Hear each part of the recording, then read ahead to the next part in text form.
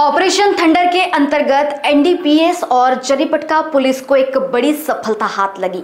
Police team ने संयुक्त कार्रवाई करते हुए एक एमडी ड्रग डीलर को रंगे हाथ धर दबोचा। पुलिस ने गुप्त सूचना के आधार पर जाल बिछाकर जरीपटका के हाउसिंग बोर्ड सोसाइटी चौक पर जरीपटका निवासी 29 वर्षीय सूरज अर्जुनदास मोटवानी को लगभग 3 ग्राम एमडी के साथ गिरफ्तार किया।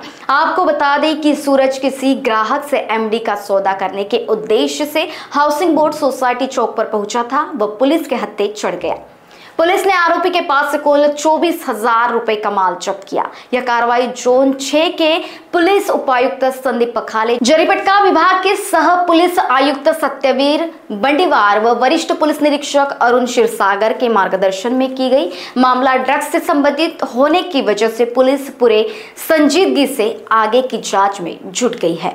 यह एनडीपीएस पथक हे अवैध धंदे यावर अंमली पदार्थ विरोधी कारवाई करण्यासाठी गस्तीवर असताना गुप्त बातमीदाराद्वारे माहिती मिळाली की हाउसिंग बोर्ड सोसायटीजवळ एक इसम हा एमडी मॉफर्टिन ड्रग्स याची विक्री करीत आहे अशा माहितीवरून सदरची माहिती हे वरिष्ठांना देऊन त्यानुसार सापळा रचून एक इसम हा तिथे एमडीची विक्री करताना मिळून आला।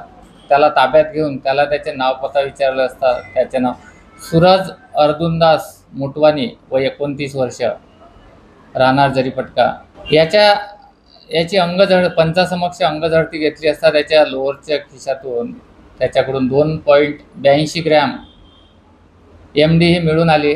सदरची कारवाई ही मान्य पोलीस उपायुक्त झोन 6 श्री संदीप पखाले सर,